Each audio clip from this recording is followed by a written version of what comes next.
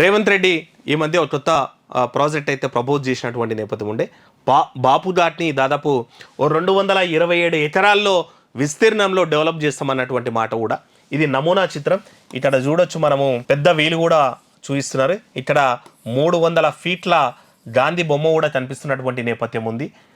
ఈ వీల్ని wheel of life joint wheel కూడా అనే పేరుతోటైతే దీన్ని ఇక్కడ గాంధీ విగ్రహం కూడా పెడతారంట. దీంతోపాటు ఇక్కడ త్రికోణ ధ్యాన కేంద్రాన్ని కూడా ఏర్పాటు చేసేటువంటి నేపథ్యాన్ని కూడా పరిశీలిస్తున్నారంట.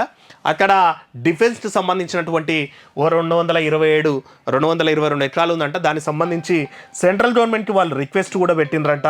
ఆ రిక్వెస్ట్ కూడా వాళ్ళు ఒప్పుకున్నట్టు పాజిటివ్ కూడా రెస్పాండ్ అయినటువంటి వార్తలు అయితే వస్తున్నాయి. ఇక్కడ నిర్మాణాల్లో దాదాపు 300 ఎత్తులో గాంధీ విగ్రహంతో పాటు అతిపెద్ద వీల్ ఆఫ్ లైఫ్ను కూడా ఏర్పాటు చేస్తారంట.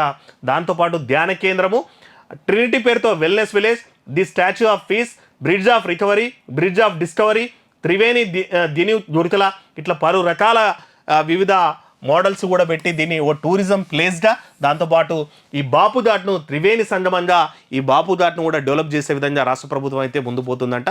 అతి త్వరలోనే దీనికి సంబంధించినటువంటి విధి విధానాలు, తర్వాత డ్రాఫ్ట్, డిపిఆర్ అన్నీ కూడా వస్తాయి అన్నట్టు.